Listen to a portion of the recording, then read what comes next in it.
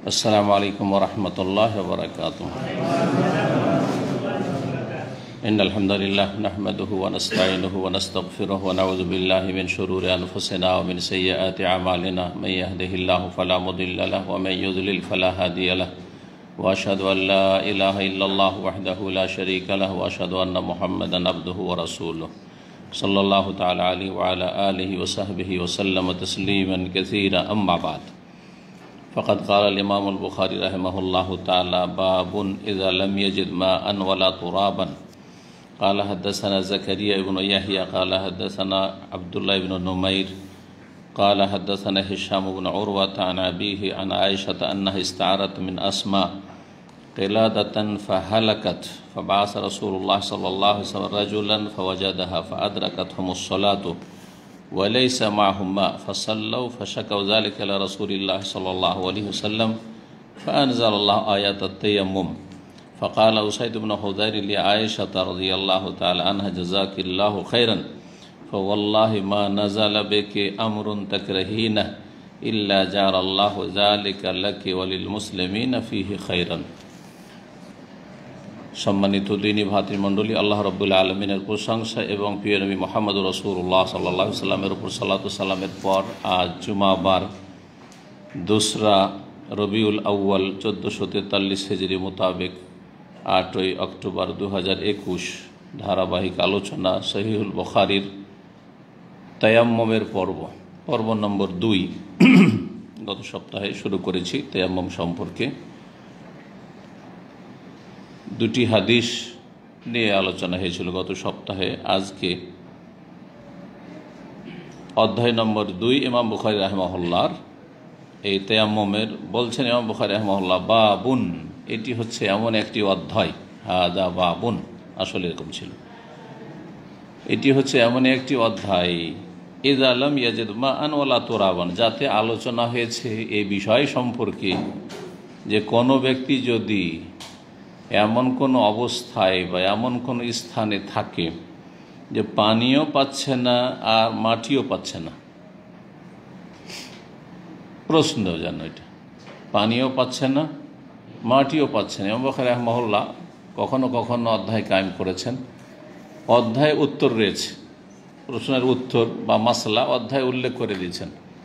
এখানে কিন্তু এটা করেন না, এখানে যেন একটা প্রশ্ন রেখেছেন আপনাদের সামনে যে কোনো এক ব্যক্তি যদি পানিও না পায় আর মাটিও না পায়, পানির বিকল্প মাটি দুটোই পাচ্ছে না, মাজা ইয়াফআল, কি করবে সে, কি করবে? উত্তর হাদিসে আছে, যে হাদিসগুলি আসছে তাতে উত্তর রয়েছে। অথবা পানি পাচ্ছে বা মাটি পাচ্ছে কিন্তু ব্যবহার করতে পারছে না, কোনো বন্দি বাধা আছে, সালাতের সময় চলে যাচ্ছে, অথবা রোগী অসুস্থ বিছানায় শায়িত নড়তে চড়তে পারছেন না, আর পানি দেখতে পাচ্ছে কিন্তু সে পানির কাছে পৌঁছিতে পারবে না, পানি তাকে কেউ দেবে ব্যবহার করবে সেটাও সম্ভব নয়, অথবা পানি ব্যবহার করতে পারবে না, মাটি তেমন করতে পারবে, মাটি আছে কিন্তু বিছানা থেকে নামতে পারছেন না, সে নড়তে পারছে না, আর কেউ মাটি এগিয়ে দেওয়ার মতো নেই, সময় চলে যাচ্ছে সালাতের, কি কাজা করতে থাকবে? আমাদের দেশের মানুষরা কাজা করতে থাকে। আমার মা 1 সপ্তাহ অসুখ ছিল, নামাজ পড়তে পারেনি, আমার বাপ 2 সপ্তাহ 1 মাস অসুস্থ ছিল, নামাজ পড়তে পারেনি। এগুলো আমাদের দেশি কথা, তাই না? না না না, এসব চলবে না। যতক্ষণ হুঁশ আছে সালাত আদায় করতেই হবে, যে কোনো অবস্থায় সালাত আদায় করতে হবে। পানি পাচ্ছে, ব্যবহার করতে পারছে, আলহামদুলিল্লাহ। পানি না পাচ্ছে অথবা ব্যবহার করতে সক্ষম নাই, মাটি আছে বিকল্প, আলহামদুলিল্লাহ। মাটিও নেই অথবা মাটির কাছে নেই, মাটি ব্যবহার করতে পারছে না, তাহলে যে কোনো অবস্থায় সালাত আদায় করতে হবে। এটা হাদাসের ক্ষেত্রে, শরীরের নাপাকির ক্ষেত্রে, বড় নাপাকি থাক ছোট নাপাকি থাক, ভালো করে শুনে রাখে, হাদিসগুলো পরে আসছে। এমনকি গোসল ফরজ হয়ে আছে, আর এইরকম পরিস্থিতি শুধু উজু নয়, ছোট হাদাস নয়, ছোট নাপাকি নয়, গোসল ফরজ হয়ে আছে, আর পানি ব্যবহার করতে পারছে না, মাটি আছে, মাটির কাছে পৌঁছতে পারছে না, তাহলে কি করবে? সালাত পড়বে না? পরে কাজা করে নেব না। ওয়াক্তের ভিতরে যে কোনো অবস্থায় সালাত, বড় নাপাকি অবস্থায় সালাত আদায় করা ফরজ। যদি ওয়াক্ত পার হয়ে যায় সালাত আদায় না করে, সে গুনাহগার, কাবিরা গুনাহগার সে ব্যক্তি। সে দিন সম্পর্কে জাহিল, জানে না কিছু। তাহলে হাদাসের বিষয়ে যদি এমন মাসআলা হয়, তাহলে নাজাস অর্থাৎ শরীরে নাপাক কিছু লেগে আছে, পেশাব পায়খানা, কাপড়ে পেশাব পায়খানা, কাপড় খারাপ, কাপড়ে পেশাব পায়খানা লেগে আছে, ওজর চলবে যে আমার শরীরে পায়খানা পেশাব ছিটে পড়েছে, পায়খানা রাস্তায় পায়খানার পানি ছিল, ছিটে পড়েছে, আর কাপড় বদলার ব্যবস্থা নেই বা গায়ে লেগেছে ছিটে, সুতরাং আমি সালাত পড়তে পারছি না, চলবে এসব ওজর? না, চলবে না। যে কোনো অবস্থায় যদি কাপড় বদলাতে পারেন আলহামদুলিল্লাহ, শরীর ধুইতে পারেন আলহামদুলিল্লাহ, শরীর নাপাকি লেগেছে না ধুইতে পারেন, সালাত আপনাকে যথাসময়ে, যে নির্ধারিত সময় রয়েছে প্রতিটি সালাতে, তার মধ্যেই আদায় করতে হবে।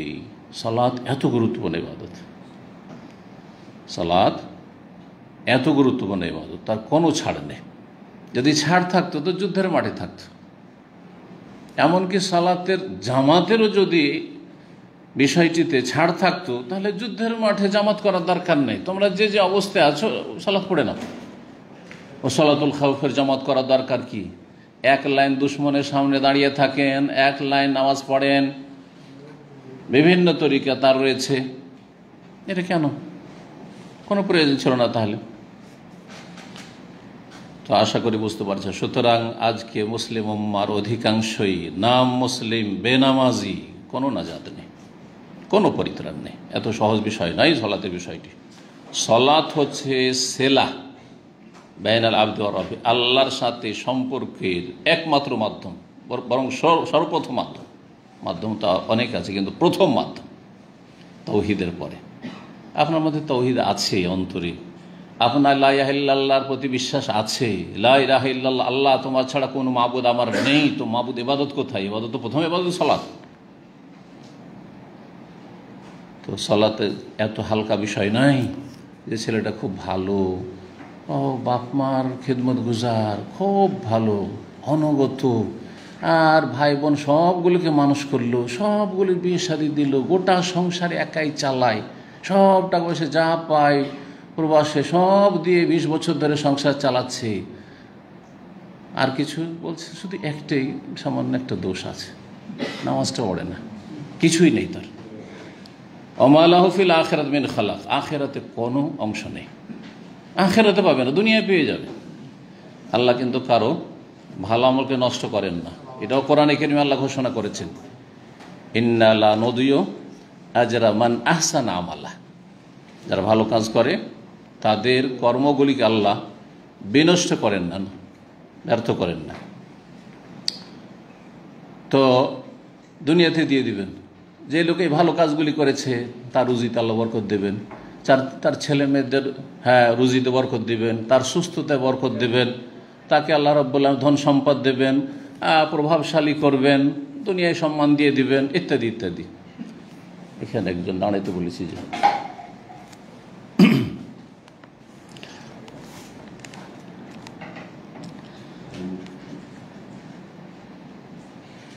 তো যাক, হাদিস দেখা যাক। যদি পানিও না পায়, মাটিও না পায়, অথবা পানি মাটি কিছুই ব্যবহার করতে পারছে না, সালাতের সময় হয়ে গেছে, কি করবে? উত্তর হাদিস আছে। মা আয়েশা রাদিয়াল্লাহু তাআলা আনহা থেকে বর্ণিত হাদিস, আন্নাহা ইস্তাআরাত মিন আসমা কিলাদাতান, তিনি ধার নিয়েছিলেন একটি মালা বা একটি হার আসমা রাদিয়াল্লাহু তাআলা আনহা থেকে, তার বড় বোন। তাহলে গয়না ধার নিয়ে কোথাও যাওয়া, সফরে যাওয়া, কোনো আত্মীয়র বাড়িতে যাওয়া, কোনো অনুষ্ঠানে যাওয়া, বাস পর্দার সাথে থাকবে, মহিলার মাঝে অলংকার প্রকাশ পাক, অসুবিধা নেই। বাস অলংকার পরে, শাড়ি পরে, ব্লাউজ পরে পুরুষদের সামনে ঘোরাঘুরি করছে, এটা হারাম। এটা নিজের বাড়িতে যদি দেবরের সামনে করে, ভাসুরের সামনে করে, দুলাভাইয়ের সামনে করে, সেটাও বাড়ির ভিতরেও হারাম, সব জায়গায় হারাম। গয়না পরে সুসজ্জিত হতে নারীদের কোনো বাধা নেই, কিন্তু হেজাব ঠিক থাকতে হবে। হেজাব বাড়ির ভিতরেও পর্দা ঠিক থাকতে হবে, বাড়ির বাইরেও পর্দা ঠিক থাকতে হবে। কারো বাসাতে গেলেও যেমন পর্দা থাকতে হবে, নিজের ঘরেও পর্দা থাকতে হবে। অনেক বোরখা পরা মহিলারা খারাপ চরিত্রের হয়, কারণটা কি? যদিও তুলনামূলক সংখ্যা কম। যারা বেহায়া পর্দা, বাইরেও বেহায়া, ঘরেও বেহায়া, তাদের কথা তো আলাদা। আবার তারা বলে যে বোরখা পরেও তো খারাপ কাজ করে, কিন্তু পার্সেন্টেজ বের করলে তোমাদের তুলনায় অনেক কম। বোরখা পরার পরেও খারাপ চরিত্রের কেন হয়? বাইরে বোরখা পড়ছে কিন্তু বাড়িতে পর্দা নেই, বাড়িতে ঘরে পর্দা নেই। তাদের বাড়িতে ঢুকে গেলে সব ফ্রি, অসুবিধা নেই। যেসব লোকেরা বাড়িতে ঢুকে, অহরহ বাড়িতে ঢুকে আত্মীয় স্বজন, চাচাতো ভাই, খালাতো ভাই, মামাতো ভাই, দুলা ভাই, দেবর, ভাসুর, সবাই আসছে যাচ্ছে, ভিতরে ভিতরে সব কিছু একসাথে চলছে, খাওয়া দাওয়া। তাহলে ওই সব মহিলাদের চরিত্র ঠিক থাকবে না, চরিত্র ঠিক থাকবে না। ইল্লা মাশাআল্লাহ, কিন্তু চরিত্র যদি ঠিক থাকে, মানে বড় জেনা হয়নি কিন্তু ছোট জেনা অহরহ হচ্ছে বাড়ির ভিতরে। আর অহরহ ছোট জেনা যদি হয়, সেটাই কাবিরা গুনাহে পরিণত হয়। সুতরাং এই পর্দার বিষয়টিকে এরকম মনে করলে হবে না যে আমি ঢিলাঢালা বোরকা পরিয়ে দিয়েছি, আর বাইরে যখন যায় একেবারে শুধু চোখটা খোলা থাকে আমার ওয়াইফের অথবা আমার বোনদের। এইটার নাম শুধু পর্দা না, ওটা হচ্ছে বাইরের পর্দা। ঘরের পর্দা আগে থাকতে হবে, ঘরের মধ্যে ইসলামিক পরিবেশ থাকতে হবে। তা আসমা রাদিয়াল্লাহু তাআলা আনহা থেকে ধার নিয়েছিলেন মালা কে? ছোট বোন আয়েশা রাদিয়াল্লাহু আনহা। ফাহালাকাত, হালাকাত মানে দাআত, হালাকা মানে ধ্বংস হওয়া। হালাকা মানে কি? ধ্বংস হওয়া। এইটাই শুধু বাংলায় সাধারণ মানুষরা জানে। কেউ যদি এই হালাক শব্দটি কিন্তু বাংলায় বুঝেন, তাই না? অমুক হালাক হয়ে গেছে, তার মানে খারাপ কথা বললেন আপনি। কিন্তু আরবিতে হালাক মানে শুধু ধ্বংস হওয়া নয়, হালাক মানে ধ্বংস হয়। কাফের জালেম যদি হয় তো ধ্বংস হয়, তার জন্য ধ্বংস শব্দটি প্রযোজ্য। হালাকা মানে মৃত্যু বরণ করা, মারা যাওয়া। হালাকা মানে মারা যাওয়া। বেশ কিছু হাদিসে হালাকা মানে মাতা এসছে, মারা যাওয়া। হালাকা মানে হারিয়ে যাওয়া। হালাকা মানে এখানে কোনটি? হারিয়ে গেছিল, মালাটি হারিয়ে গেছিল। এখানে মরাও চলবে না, আর কি চলবে না? ধ্বংস হওয়াও চলবে না। মালাটি তো ধ্বংস হয়নি, হারিয়ে গেছিল। এই জন্য দা বলল, দা ইউদিয়া মানে হারিয়ে, দা ইউদিয়া মানে বিনষ্ট হওয়া হয়, নষ্ট হওয়া, হারিয়ে যাওয়া সবই হয়।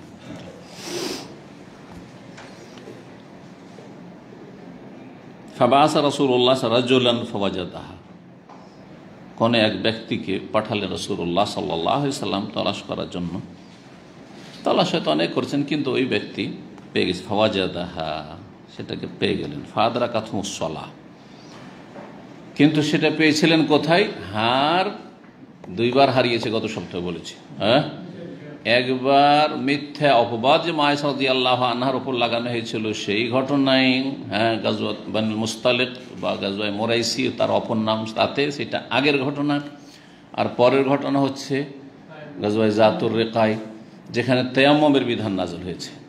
আগের বার বেশ কিছু আয়াত নাযিল হয়েছে আয়েশা রাদিয়াল্লাহু তাআলা আনহার সতীত্ব সম্পর্কে আল্লাহর পক্ষ থেকে ঘোষণা, স্বয়ং সূরা নূরে। এটি আয়েশার জন্য, উম্মতে মুসলিমার জন্য বরকত, যে কোরআনে কারীম নাযিল হয়েছে তার ওসিলায়। তার এই হার হারিয়ে যাওয়াতে কি করলেন, যে কোরআনে কারীমের বেশ কিছু আয়াত আমরা পেলাম, যাতে অনেক শিক্ষণীয় বিষয়, শুধু আয়াত পাওয়া না, আয়াতগুলিতে এবং সেই ঘটনাতে অনেক শিক্ষণীয় বিষয় রয়েছে। দুনিয়ার সবচেয়ে ভালো মানুষের উপর মিথ্যাবাদ লাগতে পারে। সুতরাং কোনো কথা শুনলেই কারো চরিত্র সম্পর্কে বিশ্বাস করে নেবেন না। আল্লাহ ফাতাবাইয়ান, তদন্ত করেন।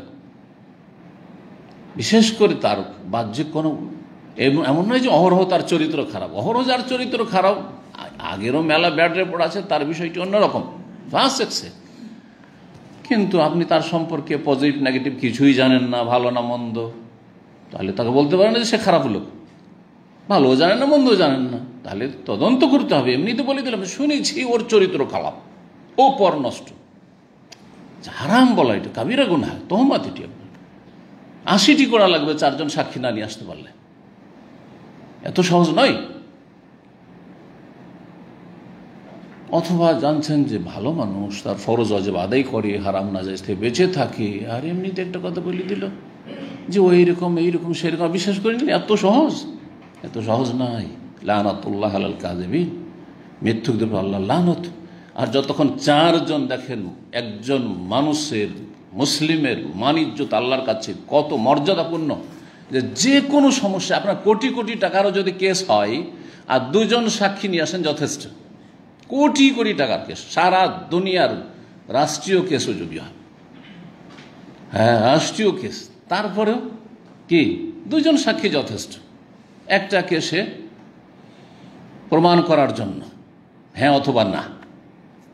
কিন্তু জেনা প্রমাণ করার জন্য, সমকামিতা প্রমাণ করার জন্য, কাউকে চরিত্রহীন সাব্যস্ত করার জন্য কয়জন সাক্ষী লাগবে? চারজন একসাথে দেখতে হবে, একা একা নয়। হ্যাঁ, চারজন, চারবারই। আমি অমুক সালে দেখেছি ওকে এরকম করতে, আরেকজন বলছে অমুক সময় দেখেছি, অমুক মাসে আমি দেখেছি, চলবে না। একসাথে একটা ঘটনা চারজন দেখেছে। আর এইরকম সাধারণত সম্ভব? খুবই অসম্ভব। অনেক সময় পেলে হয়তো রুমে পাওয়া গেছে, কিন্তু ওই অবস্থায় পাওয়া যায়নি, তাহলে বড় জেনা সাব্যস্ত করাটা অনেক কঠিন।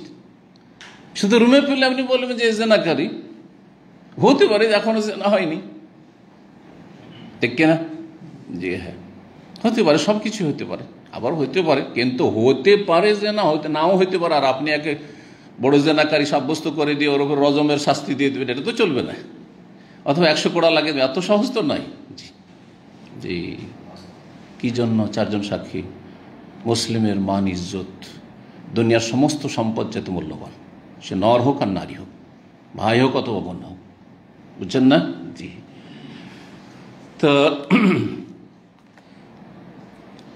দ্বিতীয় ঘটনায় তায়াম্মুমের আয়াত নাযিল হইল। সুবহানাল্লাহ, আগের উম্মতে তায়াম্মুম বিধান ছিলই না। এই উম্মতেও দীর্ঘ সময় ধরে, মক্কায় ছিল না, মদিনাতে কয়েক বছর ছিল না, তারপরে তায়াম্মুমের বিধান নাযিল হচ্ছে যে পানি না থাকে, মাটি আছে, পানি ব্যবহার করতে পারছো না, উযু করতে পারছো না, গোসল করতে পারছো না, বড় না পাকি হোক ছোট না পাকি হোক, তায়াম্মুম করে নাও, পাক হয়ে গেল। তো কত বড় বরকত! এই তায়াম্মুমের যে ঘটনাটি, মানে যাতে তায়াম্মুমের বিধান নাযিল হয়েছিল, তাতে হার পাওয়া গেছিল কোথায়? উটের পিঠে। গত সপ্তাহের হাদিসে এসছে। হাদিসগুলি একসাথে সবগুলি কথা আসেনি, কোনোটাই কিছু কম এসে, কোনোটাতে কোনো বেশি এসছে। কারণ যারা বর্ণনাকারী তারা হয়তো সব দিকটা একসাথে সংরক্ষণ করেননি, কিছু অংশ কেউ জানে, কিছু অংশ কিছু জানে, কিন্তু সবগুলি হাদিসের সমন্বয় তখন পারফেক্ট, পরিপূর্ণভাবে আপনি ঘটনাটি উপলব্ধি করতে পারবেন, জানতে পারবেন। ফাদরা কাথমুসসালাহ ওয়ালাইসা মাহুম্মা, সালাতের সময় তাদেরকে পেয়ে গেছে, কিন্তু তাদের সাথে পানি নেই, আর যেখানে থেমেছেন সেখানেও পানি নেই। অন্য হাদিসে যেমন আছে ফাসাল্লাউ, তারা সালাত আদায় করে ফেললেন, পানি নেই, কি করলেন? সালাত আদায় করে ফেললেন। এই বুখারীতে তো শুধু এই হাদিস আছে ফাসাল্লাউ, কিন্তু অন্য রিওয়ায়াত রয়েছে, সহিহ রিওয়ায়াত, ফাসাল্লাউ বিগাইরি উযুইন, বিনা উযুতে সালাত আদায় করে গেলেন। আরো স্পষ্ট, বিনা উযুতে সালাত, উযু নেই, বিনা উযুতে সবাই সালাত আদায় করলেন। একজন দুজন নয়, কাফেলার যতগুলি লোক, রাসূলুল্লাহ সাল্লাল্লাহু আলাইহি ওয়াসাল্লামের সাথে সাহাবায়ে কেরামগণ বিনা উযুতে সবাই সালাত আদায় করলেন। জি, আর সেও ফজরের সালাত ছিল, তার মানে সবার জন্য উযু জরুরি ছিল। জি হ্যাঁ, বিশ্রাম করেছেন ভোর রাত্রে, সেখানে অবস্থান করে বিনা উযুতে সালাত আদায় করলেন। ফাশাকা যালিকা রাসূলুল্লাহ সাল্লাল্লাহু আলাইহি ওয়াসাল্লাম, রাসূলুল্লাহ সাল্লাল্লাহু আলাইহি ওয়াসাল্লামের কাছে যখন এই অভিযোগটি আসলো, সমস্যার কথা আসলো, যে আয়েশা রাদিয়াল্লাহু আনহা এরকম হার হারিয়ে গেছে, আর এখানে থেমে যেতে বাধ্য হয়েছি আমরা, আর এই অবস্থা, এখানে পানি নেই আর আমাদের কাছেও পানি নেই, এমন পরিস্থিতি, আর সূর্য উঠতে যাচ্ছে। ফানজালাল্লাহু আয়াতাত তায়াম্মুম, তখন আল্লাহ রাব্বুল কি করলেন? সমস্যার সমাধানের জন্য তায়াম্মুমের আয়াত নাজিল করে দিলেন। এই তায়াম্মুমের আয়াত নাজিল হলো, গত সপ্তাহে বলেছি তায়াম্মুমের আয়াত কোরআনে কারিমে 2 জায়গায় রয়েছে। জি, যখন আয়াত নাজিল হলো তখন প্রখ্যাত আনসারী সাহাবী উসাইদ ইবনে হুদায়র রাদিয়াল্লাহু তাআলা বললেন, আয়েশা রাদিয়াল্লাহু আনহা কে? তাহলে পর্দা মেনটেন করি কোনো বেগানা পুরুষ বেগানা মহিলার সাথে কথা বলতে পারে, ফিতনার আশঙ্কা যদি না থাকে, ফিতনার আশঙ্কা না থাকে কথা বলতে পারে।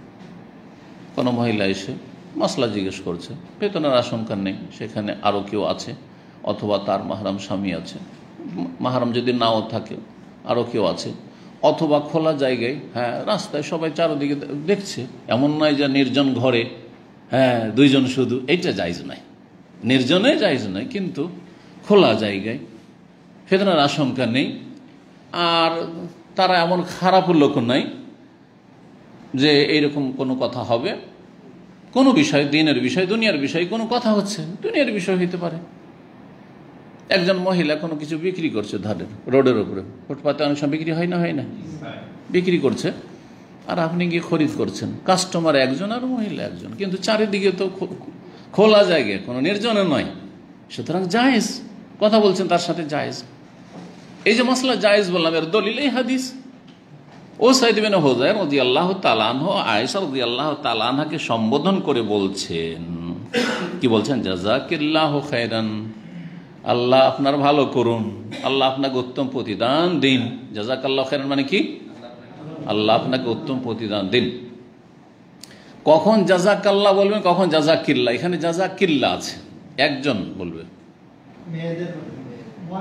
হ্যাঁ, মেয়েদের ক্ষেত্রে, মেয়েদের না, মেয়ে একজন যদি হয় একজন, জাযাকিল্লাহ খায়রান। আর ছেলে হলে জাযাকাল্লাহু খায়রান, জাযাকাল্লাহ। আচ্ছা, তার মানে আপনাকে জাযাকাল্লাহ বললে আপনাকে জানতে হবে, পুরুষ নারীকে বললে আপনাকে তাহলে আরবি গ্রামার জানতে হবে নাকি? আরবি গ্রামার জানা কি ফরজ, ফরজে কিফায়া। কিছু লোককে আরবি গ্রামার জানতে হবে, কারণ কোরআন হাদিস বুঝতে হবে, আরবি গ্রামার ছাড়া কোরআন হাদিস বোঝা সম্ভব নয়। আর কোরআন হাদিস না বুঝলে আপনি কি করে উম্মতে মুসলিমা সমাধান দেবেন, ফতোয়া দেবেন, আকিদা শিখাবেন, দিন শিখাবেন, দিনের দাওয়াতি কাজ করবেন? সুতরাং আরবি গ্রামার অবশ্যই জানতে হবে, কিন্তু সেটা ফরজে কিফায়া, কিছু সংখ্যক লোক জানলেই হইল, সবার জন্য নয়। তাহলে আপনাকে যে জাযাকাল্লাহ খায়র বলার প্রয়োজন পড়ছে, কখন আপনি মাকে বলছেন, কখনো বাপকে বলছেন, তো কি করবেন তাহলে? তাহলে তো শিখা ফরজ হয়ে যায় নাকি? অসুবিধা নেই, দিন খুব সহজ। আর দিন ইউসুফ নবী সাল্লাল্লাহু আলাইহি ওয়াসাল্লাম বলেছেন, আপনি পুরুষ লিঙ্গ দিয়ে সম্বোধন করুন। আপনি আরো মাকে বলেন জাযাকাল্লাহু খায়র, আপনি জানেন না যে কিল্লা করতে হয় আর কাল্লা করতে হয়, আপনি জানেন না, সোজা আপনি বলেন জাযাকাল্লাহু খায়রান, অসুবিধা নেই। বাস পুরুষকে আপনি জাযাকিল্লাহ করে দিয়েন না, পুরুষকে নারী বানিয়ে দিয়েন না। আবার কথা বলছেন, আপনার আব্বাকে গিয়ে জাযাকিল্লাহু খায়রান, যে হাদিসে বললাম, এটা করে দিয়েন না আবার। কিন্তু মহিলাকে পুরুষ লিঙ্গ দিয়ে সম্বোধন করা যেতে পারে, কাল্লা বলা যেতে পারে। এরও একটা গ্রামারের তাওয়িল আছে, এক্সপ্লেন আছে, ব্যাখ্যা আছে। আমরা যখন গ্রামার অপর শ্রেণীর ছেলেদেরকে পড়িয়েছি অথবা আমরা নিজেরাই পড়েছি, তখন এই বিষয়গুলি পড়া হয়েছে। সেটা হচ্ছে, তখন তাকে নর না নারী হিসাবে আপনি বললেন না, তাকে ব্যক্তি হিসাবে বললেন। শাখসুন, শাখসুন কি? সে ব্যক্তি, পুরুষ ব্যক্তি, নারী ব্যক্তি, ব্যক্তি হয়ে গেল। তখন আপনি দেখলেন না যে সেটা কে, নর না নারী, ওটা দেখলেন না, তো জাযাকাল্লাহু খায়র, অসুবিধা নেই। আপনার গ্রামার শেখা ফরজ থাকলো না, বোঝা গেছে? এখন ধরেন বেশ কয়েকজন মহিলাকে বলছেন, তখন তো জাযাকিল্লাহু খায়রা চলবে না, এত সহজ না। আপনি ওখানেও জাযাকিল্লাহু খায়রান, তখন কি বলতে হবে? জাযাকুন্নাল্লাহু খায়রান। এটা আরো মুশকিল, এত শিখতে গেলে তো আরো মেলা শিখা লাগবে। সুতরাং এই শিখা ফরজ নয়, এই শিখা আমাদের জন্য। আমরা অনেক সময় জানি, তারপরও বলি না। অনেকে এটা কেউ মনে করলে হবে না যে শেখ মনে হয় জানে না, আমি মহিলা মানুষ, আমাকে জাযাকাল্লাহু খায়র বলো। ওর অজ্ঞতার কারণে এটা ভাবছি। আমি জানছি যে ওকে জাযাকাল্লাহু খায়র বলা জায়েজ আছে, আমার দরকার নেই যে গিয়ার চেঞ্জ করতে হবে, জরুরি নয় আমার জন্য। কথা বুঝতে পেরেছেন? জি। এই হাদিস থেকে আর একটি মাসলা জানা গেল, কেউ যদি ভালো করে, আপনার উম্মতের, আপনার পরিবারের, ভালো কোনো কিছু করলো, ছোট থেকে বড় যে কোনো, আপনার ব্যক্তি জীবনের কিছু ভালো করলো অথবা উম্মতে মুসলিমের ভালো করলো, তাকে জাযাকাল্লাহু খায়রান, জাযাকাল্লাহু খায়রান বলা সুন্নাত। ও সাইদ ইবনে হুযায়রের সুন্নাত, রাসূলুল্লাহ জীবদ্দশায় বলা হয়েছে। এবং এই ক্ষেত্রে বাচনিক হাদিসও রয়েছে, নবী করিম সাল্লাল্লাহু আলাইহি ওয়াসাল্লাম, মান সুনা ইলাইহি মারুফুন, কারোর সাথে যদি কেউ ভালাই করে, কল্যাণ করে, ফাকাল আলি ফাইলিহি, সেই কর্তার জন্য যদি বলে জাযাকাল্লাহু খাইরান, আল্লাহ তোমার ভালো করুক, ফাকাদ আবলাগা ফিস সানা, তাহলে সে যথেষ্ট তার গুণগান করে দিল, যথেষ্ট তার হক আদায় করে দিল, যথেষ্ট। অনেক মনে করে কি বললো জাযাকাল্লাহ খাইর, এত ভালাই করলাম, এত উপকার করলাম, বললোই না কিছু। হ্যাঁ, অনেকে মনে করে ধন্যবাদ বললে বেশি ভালো, ধন্যবাদ কিছুই না। আমি বলি ধন্যবাদ, আমাকে বললে আমি মনটা আমার খারাপই হয়, কি করলো তো, এমন কি করলো আমার, কোনো তো দোয়া দিল না আমাকে, ধন্যবাদ তো কোনো দোয়া হলো না, থ্যাঙ্কস, হ্যাঁ শুক্রিয়া, শুকরান, আচ্ছা তো অনেক ভালো যদি জাযাকাল্লাহ খাইর বলতেন, কথা বলছে আমারও ফায়দা হইতো, আপনারও ফায়দা হইতো। যাই শুকরান বললা, কিন্তু শুকরানের সাথে জাযাকাল্লাহ খাইর বলবেন, কথা বোঝা গেছে।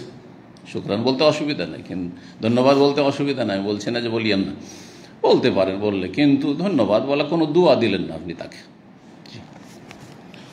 যেমন কাউকে বলছেন আমি কৃতজ্ঞ, ব্যাস এরকম ধন্যবাদ।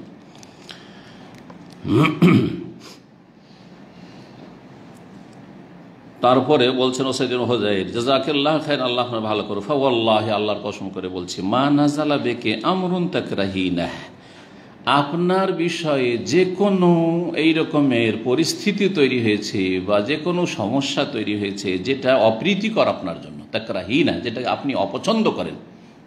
খারাপ হলে সবাইকে খারাপ লাগে, মালা হারিয়ে গেল ভালো লাগবে নাকি? হ্যাঁ, মিথ্যা অপবাদ দেওয়া হলো ভালো লাগবে নাকি? খারাপ লেগেছে, কিন্তু ফায়দা অনেক বেশি, অনেক বেশি। এই জন্য এখান থেকে আর একটা গুরুত্বপূর্ণ শিক্ষা মানব জীবনে, যে আমার তকদির আপনার তকদিরে মন্দ হইতে পারে, দুর্ঘটনা হয়েছে, অনেক ফায়দার দিক তাতে রয়েছে, অনেক ফায়দার দিক রয়েছে, হয়তো আপনি উপলব্ধি করেন না। কমপক্ষে এতটুকু উপলব্ধি করবেন যে এই বালা মুসিবতে আমি ধাক্কা খেয়ে অনেক সংশোধন করেছি, আমার জীবনে পাপ টাপ ছিল, আমি একটু সচেতন হয়েছি, কেন এরকম বিপদ আপদ আসলে, আমার জিকির আজকার বেড়েছে, আমার দোয়া ইবাদত বন্দেগী বেড়েছে, আমার অন্তর ইমান তাজা হয়েছে, আমার মধ্যে একটা অহংকার কাজ করছিল, এই অ্যাক্সিডেন্টের পরে আমি নমনীয় হয়েছি। বহু ফায়দা রয়েছে, এছাড়া অনেক ফায়দা হইতে পারে, কথা বোঝা গেছে।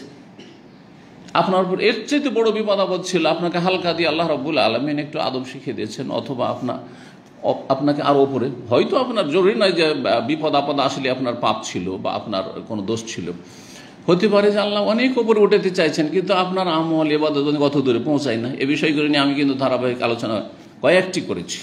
জি, বালা মুসিবতের উপকারিতা, বালা মুসিবত থেকে শিক্ষা, বালা মুসিবতের ফজিলত, এরকম তিনটি আমার গুরুত্বপূর্ণ আলোচনা আছে। কার ওপর যদি বালা মুসিবত আসে, আর যে কোনো সময় আসতে পারে, আপনি মনে করিয়েন না যে আমি সারা জীবন সুখে থাকবো, কখনো দুঃখ আসবে। মানব জীবনটা এরকম, দুনিয়া এরই নাম, কখনো মিষ্টি তো কখনো তিক্ততা, এর নামই দুনিয়া। জি,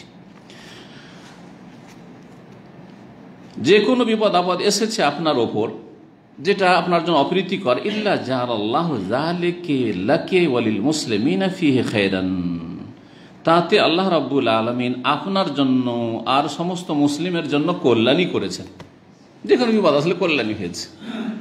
কোরআন কারীমের আয়াত পেলাম, অনেক বিধিবিধান জানতে পারলাম, অনেক শিক্ষণীয় দিক তাতে রইল। যে আয়েশা রাদিয়াল্লাহু তাআলা আনহাকে যদি মুনাফিকরা না ছাড়ে, তো আমি আপনি কে যে মিথ্যা অপবাদ দিবে না মুনাফিক চরিত্রের লোকেরা? বুঝতে পেরেছেন? আমার পরিবার আপনার পরিবার কে আমাকে গাল দেবে না? যদি সাহাবায়ে কেরামকে রাফিজি শিয়ারা গাল দিতে পারে, মুআবিয়া রাদিয়াল্লাহু তাআলা আনহুকে, আমর ইবনে আসকে, উসমান রাদিয়াল্লাহু তাআলা আনহুকে, এই আপনার রাফিজির এবং রাফিজিদের যারা ভক্ত এই জামাতে ইখওয়ানি, তারা যদি বদনাম করতে পারে, তারা যদি তাদের কুৎসা লিখতে পারে, তা আমার সম্পর্কে লিখার আমাকে গাল দেওয়াটা তাদের কোনো ব্যাপার হইল? বুঝতে পারছেন না? অনেক শিক্ষার বিষয় রয়েছে, অনেক শিক্ষার বিষয় রয়েছে, সান্ত্বনা রয়েছে। সাহাবায়ে কেরামরা অহরহ গাল খাচ্ছে রাফিজি শিয়াদের কাছে, তা আমি অহরহ গাল খেলাম তো কি হলো? হকের উপর আছে কিনা এটা দেখার বিষয়, কোরআন সুন্নাহর কথা বলছি কিনা এটা দেখার বিষয়। আমি ভুল পথে থাকলে আমার জন্য বিপদ, না হলে আল্লাহ রাব্বুল আলামিন যেটা ফয়সালা যার ভাগ্যে রেখেছে সেটাই হবে। লা ইয়াদুর রহমান খাযালাহুম, যে অপদস্থ করতে, কেউ অপদস্থ করতে পারবেন না। আপনি হক পথে থাকেন, ন্যায়ের উপর প্রতিষ্ঠিত থাকেন, এটা বড় বিষয় রয়েছে। তো এই হাদিসগুলো থেকে অনেক শিক্ষার বিষয় রয়েছে। সময় বেশি নিয়ে নিচ্ছে, এই জন্য আর বেশি বলছি না। আসল মাসলা জেনে নিলাম, সেটা হচ্ছে কি, পানি না পেলে তায়াম্মুম করব। হ্যাঁ, আর তায়াম্মুমের ব্যবস্থা নেই, পানিও নেই আর তায়াম্মুমের ব্যবস্থা নেই, মাটিও নেই, তখন কি করতে হবে? বিনা উযুতে সালাত আদায় করতে হবে। এই হাদিসে কিন্তু বিনা উযুর কথা আছে, কিন্তু মাটি পাইনি এ কথা তো নাই। একটা প্রশ্ন থেকে যায়। হ্যাঁ, এর উত্তর কি হইতে পারে? খুব সহজ, বুঝলে খুব সহজ। হ্যাঁ, তখন মাটির বিধানই ছিল না যে মাটিও যে পানির কাজ করবে, তখন তো এই বিধানই ছিল না। সুতরাং পানি পাননি, বিনা উযুতে কি করেছেন? সালাত আদায় করেছেন। আপনি পানিও পাচ্ছেন না, মাটি পাচ্ছেন না, তাহলে কি করবেন? বিনা উযুতে সালাত আদায় করবেন। আপনাকে আরেকটা বিকল্প দেওয়া হয়েছে, সে বিকল্পও নেই আপনার কাছে, তাহলে আপনি কি করবেন? বিনা উযুতে এবং বিনা তায়াম্মুমে, সেই নাপাক অবস্থায়, বড় নাপাক ছোট নাপাক হোক, একেবারে ঠিক সময়ে কি করতে হবে? সালাত আদায় করে নিবেন। সালাত আদায় আউয়াল ওয়াক্তে জরুরি না, এটাও মনে রাখেন। আউয়াল ওয়াক্তে ভালো, মুস্তাহাব, আফজাল, উত্তম। একটু বিলম্ব করতে পারে, দেখি পানি পাওয়া যায় কিনা, এদিক সেদিক, অসুবিধা নেই। কিন্তু কেউ যদি আউয়াল ওয়াক্তে পড়েন নাই, মাঝ ওয়াক্তে পড়ে নিল, আর এখনো ওয়াক্ত বাকি আছে, আর তারপরে পানি পেয়ে গেল, তা আবার কি উযু করে সালাত পড়বে? না, মোটেই না, পড়বে না। আসছে, ওর দলিল আছে আব্দুল্লাহ বিন উমর রাদিয়াল্লাহু তাআলা আনহুমার আমল। 3 নম্বর অধ্যায়, ইমাম বুখারী বলছেন রাহিমাহুল্লাহ, বাবুত তায়াম্মুমে ফিল হাদারি ইযা লাম ইয়াজিদিল মা ওয়া খাফা ফাওয়াতাস সালাহ। এই অধ্যায় হচ্ছে তায়াম্মুম করা বাসস্থানে থাকা অবস্থায়। হাদার, হাজারের বাংলা বাসস্থান ছাড়া আর কাছাকাছি বাংলা পাওয়া যাচ্ছে না। কিন্তু হাদার বলতে বাসস্থান দিয়ে অনেক সময় বুঝবেন না, পুরোপুরি অনুবাদটা হয় না। বাসস্থান মানে হ্যাঁ, বাসা, বাসা। কিন্তু বাসার বাইরে ধরেন গ্রামে আছেন, ওটা কি বাসস্থান বলা যাবে? বাংলায় বলা যাচ্ছে না। কিন্তু হাজার, ওটাকে হাজার এর বিপরীত হচ্ছে সফর। হাজার বিপরীত হচ্ছে সফর, যেটাকে বাংলা ভাষায় বলা হয় মকিম অবস্থায়। আপনি সফরে না, আপনি নিজের গ্রামে আছেন, নিজের শহরে দাম্মামে আছেন, আপনি শহরের আনাচে কানাচে আছেন। এমন না যে মরুভূমিতে আছেন যেখানে সাধারণত পানি পাওয়া যায় না, এরকম না। যেখানে পানি পাওয়ার সম্ভাবনা আছে সেখানে থেকেও পানি যদি না পান, আর সময় চলে যাচ্ছে, আশেপাশে পানি পাচ্ছেন না, এই এলাকায় পানির লাইন কেটে দেওয়া হয়েছে, এদিক সেদিক পানি করতেও পাচ্ছেন না। এই পানি তলাশ করতে করতে এখান থেকে নিয়ে শিকো পর্যন্ত এই মহল্লা খুঁজলেন, এই দাওয়াসের খুঁজলেন, এদিক সেদিক, কোথাও পানি পাচ্ছে। সবাই বলছে পানি নেই, আমাদেরও পানি নেই, আমাদের পানি নেই, করতে করতে সময় চলে যাচ্ছে। এখন কি করতে হবে?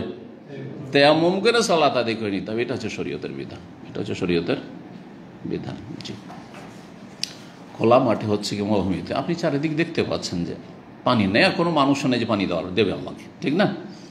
কিন্তু শহরে হলে একটু সতর্কতা অবলম্বন করতে হবে, কারণ না কারো কাছে পানি থাকতে পারে। এটা আরব দেশের কথা বলছি, না হলে দেশে তো যেখানে সেখানে পানি তো হবে না, পানিরই দেশ আমাদের দেশ, ঠিক না? কিন্তু আরব দেশে অনেক সময় শহরও পানি পাওয়া যায় না। একবার আমার মদিনা ইউনিভার্সিটির জীবনে এরকম হয়েছে, ফজরের সলাতে বেরিয়েছি, পানি নেই। 8টা আপনার কি বলছে, যেগুলোকে বলা হয় মানে হোস্টেল বিল্ডিং, যেগুলো ছাত্রাবাস, হ্যাঁ, তো এই 8টি বিল্ডিং তখন ছিল, এখন আরও বেড়েছে, 2-4টা আরও বেড়ে গেছে। 8টি বিল্ডিং কোনোটা দিয়ে পানি নেই। যার সাথে দেখা হয় জিজ্ঞাসা করি, আপনাদের তো বিল্ডিংয়ে পানি আছে? বলছে না, আমাদেরও নেই, আমাদেরও নেই। এক একটা বিল্ডিং 5তলা 4তলা, 5তলা 4তলা, বিশাল বিল্ডিং, হয়তো যারা দেখেছেন ভিতরে গেছে, কোনোটা দিয়ে পানি নেই। এই মসজিদ পর্যন্ত হাঁটতে হাঁটতে চারিদিকে পানি খোঁজ করতে করতে চলে আসলাম। ফজরের সময় জামাত এখন শুরু হবে, এই অবস্থা শুরু হতে যাচ্ছে। এসে দেখি যে মসজিদের পাশে একটা ছোট্ট পার্ক আছে, পার্কে একটা আপনার পাইপওয়ালা নল আছে প্লাস্টিক, ওইটা দিয়ে পানি আসছে, আর সব লাইন দিয়ে উজু করছে। ওখানে লাইন লাগে, ওখানে উজু করলাম। জি হ্যাঁ, তো এরকমটা হতে পারে, যে কোনো জায়গায় হইতে পারে। আপনার বাসাতে পানি নেই, আশেপাশে জিজ্ঞেস করেন কোথায়, আশেপাশে এই মসজিদে পানি নেই, চলো আরেকটা মসজিদে খুঁজে দেখি পানি আছে কিনা। এমন নয় যে মসজিদে এসে পানি পেলেন না তেমন করে আপনি না মসজিদে ঢুকে গেলেন, এত সহজ নয় আবার বিষয়টা। জি, তাই বলছেন যে হাজারে মানে মকিম অবস্থায়, জি, বাসস্থানে তেমম করা, এজাল্লাম ইয়াজিদুল মা, যখন পানি পাচ্ছে না, ওয়া খাফা ফাওতাস সালাহ, আর সালাতের সময় পার হয়ে যাবে এই আশঙ্কা আছে, এটা একটা শর্ত কিন্তু। জি, দেরি করেন তাহলে দেখেন পানি হয়তো চলে আসবে। অবেহি কাল আতা, এইটা ইমাম আতা মাক্কি রাহিমাহুল্লাহ প্রখ্যাত তাবি বলেছেন যে হ্যাঁ, এরকমটা যদি হয় যে সময় পার হয়, ওয়াক্ত তাহলে পার করা যাবে না। তাহলে ওয়াক্তের কত মূল্য, সময় মতো সালাত আদায় করার কত মূল্য। সুতরাং যে সব দুর্বল ইমানের নামাজিরা ফজর পড়েন কিন্তু সূর্য ওঠার পরে, এই সালাত কবুল হবে না। এইভাবে এত সহজ নয় যে আমি ফজরটাতে জাগতে পারি না, তবে সূর্য ওঠার পরে উঠে আগে পড়ি তারপরে ডিউটি যাই। কত ভালো মানুষ। এমন কিন্তু অনেকে বলে আমি কিন্তু কোনোদিন সালাত ছাড়ি না, বাস ওই টাইমে পারি না, হ্যাঁ ঘুম ভারী, সেই জন্য আমি করি কি, যখন ডিউটি যায় তখন পড়ে নিই। আমাদের দেশের অনেক পয়সা আল্লাহ লোকদের দেখা যায় 9টার সময় দোকানপাটে ব্যবসা বিজনেস করে যাবে অথবা অফিস করতে যাবে, উঠলো, ওঠার পরে উজু টুজু করে নামাজটা পড়লো, তারপরে এদিকে চা পানি রেডি হচ্ছে, খেয়ে দিয়ে চলে গেল অফিস করতে, বাবা দোকানপাটে চলে গেল। এই সালাত কবুল হবে না। সালাতের জন্য সময় নির্ধারণ করে রেখেছে আল্লাহ। অনিচ্ছাকৃত টাইম পড়লে সেটা আলাদা, অনিচ্ছাকৃত আলাদা। সেটা হচ্ছে মান্নামা আন সালাতিন আও নাসিয়া, হয় অনিচ্ছাকৃত ঘুমিয়ে পড়েছিলেন, উঠতে পারেননি, আর না হলে ভুলে গেছিলেন, আর শখ করে নয়। জি, এই মাসলাগুলি আমাদের দেশের আলেম ওলামারা আলোচনা করে না, যার ফলে এই রোগ বাঙালি জাতির মধ্যে, ভারতীয়দের মধ্যে থেকে গেছে। আরবদের মধ্যে এই রোগ নাই।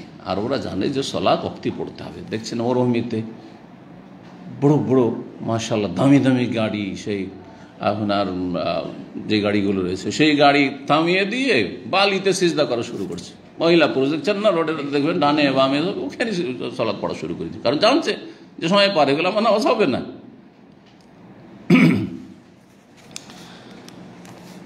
ওয়াকাল হাসান ফিল মারিজ, ইমাম হাসান বাসরি রহমতুল্লাহ আলাইহি বলছে রোগী সম্পর্কে, ইনদাহুল মা, রোগী কিন্তু পানি আছে ওর কাছে, ওয়ালা ইয়াজিদু মান ইউনাবিলু, কিন্তু তাকে পানিটা উঠিয়ে দেওয়ার মতো কেউ নেই।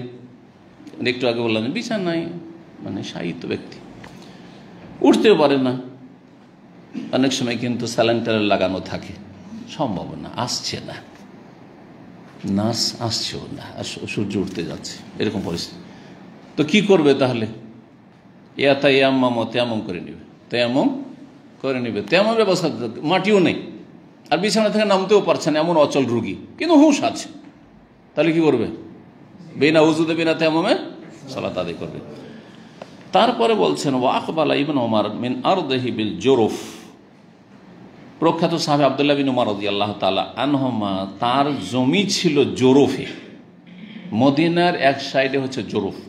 মদিনা থেকে যখন খাইবারের দিকে, কখনো গেছেন কিনা খাইবার বা তাবুক, খাইবারের দিকে বেরোবেন তখন জুরুফ পড়বে, অথবা কিবলাতেন মসজিদ তো গিয়েছেন আপনারা, কিবলাতেন মসজিদ মদিনা ইউনিভার্সিটি, ওই দিক থেকে আর একটু গেলে আপনার তারপরে আছে জুরুফ।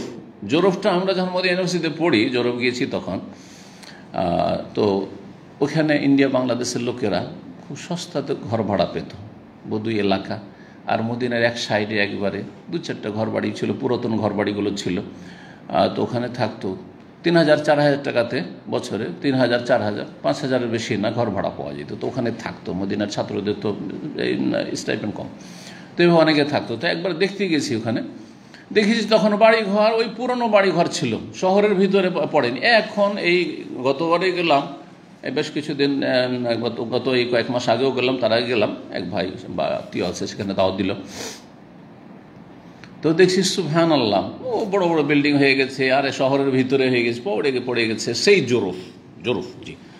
তো রাসূলুল্লাহ সাল্লাল্লাহু আলাইহি ওয়াসাল্লাম যখন জিহাদের জন্য মুজাহিদিনদেরকে, সাহাবায়ে কেরামদেরকে পাঠাতেন, তখন ওখান থেকে প্রেরণ করা হতো। মদিনার বাইরে এক সাইডে গিয়ে অবস্থান করতো, আর সব ওখানে গিয়ে জমায়েত হতো, আর সেখান থেকে তখন রওনা দিতেন জুরুফ থেকে। এই জুরুফের কাছাকাছি পর্যন্ত দাজ্জাল আসবে, তারপরে ঢুকতে পারবে না। হারামের বাইরে থাকবে, হুদুদে হারামের ভিতরে মদিনায় ঢুকতে পারবে না। তাহলে বোঝা যাচ্ছে যে মদিনা মক্কা শুধু শহর নয়, বরং যেটা যতটুকু হারাম সেইটুকুতে দাজ্জাল ঢুকতে পারবে না। দাজ্জাল এই পর্যন্ত আসবে আর ফেরেশতারা পাহারাই থাকবে আর দিবে মার, সেখান থেকে আর ঢুকতে পারবে না, ভাড়া দিবে, সেখান থেকে ফিরে যাবে। আল্লাহ দাজ্জালের ফিতনা থেকে আমাদের হেফাজত করে। অনেক আমরা সবাই কিন্তু মনে করি যে আমাদের যুগে দাজ্জাল আসবে না, তো আমাদেরও ফিকির কি। অথচ 1400 বছর আগে রাসূলুল্লাহ দাজ্জাল থেকে পানা চেয়েছেন, সাহাবায়ে কেরামদেরকে হুকুম করেছেন যে তোমরা তাআউযু বিল্লাহি মিন আরবা, এই 4টি অনিষ্ট থেকে তোমরা আল্লাহর কাছে আশ্রয় কামনা করো। সুতরাং কখন যে দাজ্জাল চলে আসে, এই ইন্টারনেট চলে আসবে, মোবাইল চলে আসবে, আজ থেকে 20 বছর আগে কল্পনা করেছিলেন? কল্পনা করেননি, আমরা কল্পনা করিনি। কি কষ্ট করে যে টেলিফোন করতে হইতো, ওই একটা কার্ড দিয়ে ঢুকিয়ে রাস্তায় টেলিফোন করতে হইতো, আর না হলে ওই কয়েন পড়তে আছে, কয়েন পড়ে চলে যাচ্ছে, কথা হয় না, হ্যালো হ্যালো করতে আছে, কি যে বিপদ। আর 1 মিনিটে তখন 8 রিয়াল থেকে 12 রিয়াল লাগতো, যারা দীর্ঘদিন আছে তাদের মনে আছে। আর তারপরে আপনি ফ্যামিলির সাথে যে কোনো গোপন কিছু আলাপ করতে পারবেন তাও পারছেন, ওইদিকে লাইন লাগে সব শুনছে। আমাদের কেরালার দায়ী বলছে যে পেছনে আমি লাইন লাগিয়ে দাঁড়িয়ে আছি শোনার জন্য, আর এক কেরালাওয়ালা নতুন বিবাহ করেছি, আর নতুন বিবাহ করবে যা আমোদ ফুর্তি করে, ওই টেলিফোনে কয়েন পড়ছে আর কথা বলছে, ও এদিক ওদিক আর দেখে না কিছু।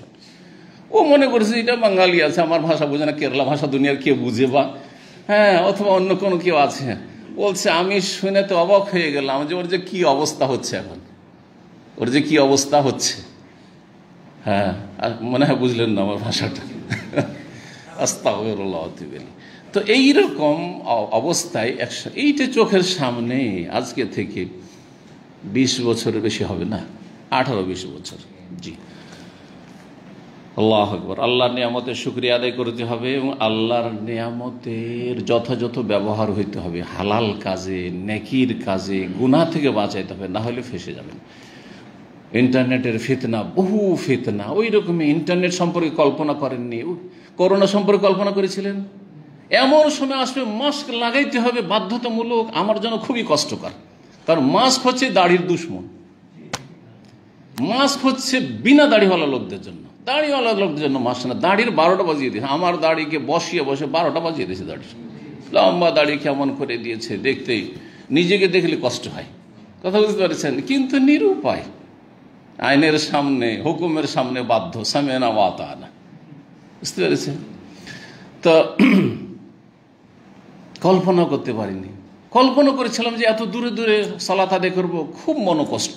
আমার মসজিদে গেলেই মনে কষ্ট হয়ে যায়, মসজিদে মনে কষ্ট হয় যে হাই, কোনোদিন কি মিলতে পারবো না, এইভাবে কতদিন আর সালাত আদায় করতে হবে।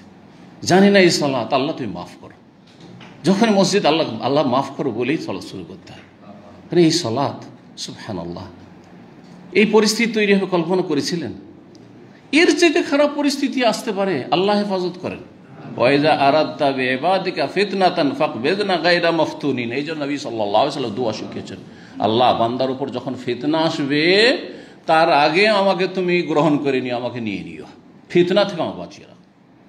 এই জন্য বেশি দিন বেঁচে থাকা আর বেশি দুনিয়ার ভোগ বিলাস করা এটা বড় সুখের বিষয় নয়। সুখের বিষয় হচ্ছে যে নিরাপদ, আপনি ফিতনা মুক্ত, দিন দুনিয়ার ফিতনা মুক্ত হয়ে আল্লাহর কাছে চলে যেতে পারেন, তাড়াতাড়ি হোক না কেন, কোনো অসুবিধা নেই।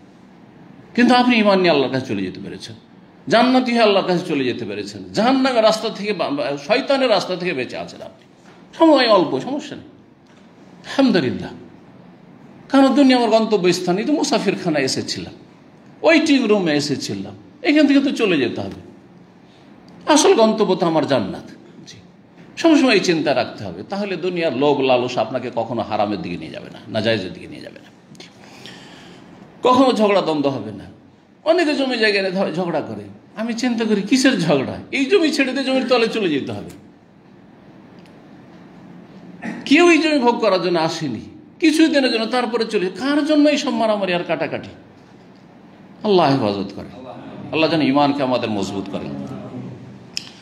তো কি বলছিলাম, আব্দুল্লাহ বিন উমর রাদিয়াল্লাহু তাআলা আনহুমা, তার জমি ছিল জোরফে, জোরফ থেকে ফিরে আসছেন জরফ থেকে মদিনার দিকে, মদিনা মানে মসজিদ নববী এবং তার আশপাশটায় তখনকার মদিনা, ফিরে আসছেন। ফাহাদারাতিল আসরু, আসরের সময় হয়ে গেল।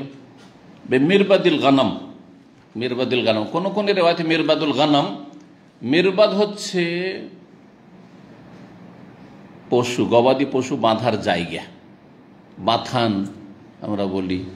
আর আরেকটা ভাষা যেটা খোয়াড়, কি বলেন আপনারা? খোয়াড়, জি, এই খোয়াড়, মিরবাদ মানে খোয়াড়। তো বকরি বাঁধার জায়গা, বকরি ছাগলের বাথান বা বকরি খোয়াড়। আর কোন রেওয়ায়েত, অন্য রেওয়ায়েত হচ্ছে মিরবাদির নাম, সেই বুখারীতে রয়েছে, অন্য নসখাতে মিরবাদির নাম, নাম বলা হয় উটকে, ওট বাঁধার জায়গা, জি, ওট বাঁধার জায়গা। ফাসাল্লা, আসরের সময় হয়ে গেছে, সালাত আদায় করে নিলেন। সুম্মা দাখাল মদিনা, তারপরে মদিনায় প্রবেশ করলেন। অথচ এখন জরফও মদিনায় আর মিরবাদও মদিনায়, সব মদিনায়, কিন্তু বলছে পরে মদিনায় প্রবেশ করলেন। তো যখন তিনি এই সালাত আদায় করলেন রাস্তাতে, জরফ থেকে আসতে আর আসরের, আর তার মিরবাদুল গানাম নামক স্থানে জরফ থেকে ফেরার পথে, তারপরে মদিনা প্রবেশ করল। ওয়াসসামসু মুরতাফাতুন, সেই সময় সূর্য ওপরে ছিল, আকাশের ওপরেই ছিল, একবারে সূর্য নিচে নেমে যায়নি, ডুবুডুবু হয়ে যায়নি। ফালাম ইয়িদ, কিন্তু পুনরায় সালাত তিনি আদায় করলেন না, সালাত দোহরালেন না। এখান থেকে কি মাসলা বোঝা গেল? একটু আগে যে মাসলা বললাম, একবার আপনি আউয়াল ওয়াক্তে বা ওয়াক্তের যে কোনো সময় আপনি সালাত তায়াম্মুম করে আদায় করে নিয়েছেন, তায়াম্মুম করে আদায় করে নিয়েছেন, আর তারপরে দেখছেন যে পানি তো পেয়ে গেলাম, তো আবার সালাত আদায় করা লাগবে না। জি, জরফ মসজিদ নববী থেকে প্রায় আনুমানিক 8 মাইল দূরে, 8 কিলোমিটার বলা হচ্ছে, ওই যারা মাইলে লিখেছে, জরফের এই দিকটা 8 কিলোমিটার হবে হয়তো, ওই দিকটা 8 মাইল, মাইল আর এতে একটু পার্থক্য আছে। আর মিরবাদুল গানাম মাত্র 1 মাইল দূরে, মসজিদ নববী থেকে, তখনকার মদিনা থেকে 1 মাইল দূরে। এখানে এসে সালাত আদায় করেছিলেন আব্দুল্লাহ বিন উমর রাদিয়াল্লাহু তাআলা আনহুমা। জি, 337 নম্বর হাদিস, হাদিস বর্ণনাকারী ইবনে আব্বাস রাদিয়াল্লাহু তাআলা আনহুমার স্বাধীনকৃত গোলাম ওমাইর, সামিআতু ওমাইরান মাওলা ইবনে আব্বাস, প্রখ্যাত তাবেঈ ইমাম আরাজ আব্দুর রহমান ইবনে হুরমুজ আল আরাজ বলছেন, কালা আকবালতু আনা ওয়া আব্দুল্লাহ বিন ইয়াসার, তিনি বলছেন, এই ওমাইর আব্দুল্লাহ বিন আব্বাস রাদিয়াল্লাহু তাআলা আনহুর স্বাধীনকৃত গোলামরা বেশ কিছু গোলাম ছিলেন যারা সুবহানাল্লাহ বড় বড় আলেম হয়েছিলেন, তার একজন ওমাইর। আর এর চাইতে বিখ্যাত প্রখ্যাত হচ্ছে নাফে। অধিকাংশ হাদিসগুলোতে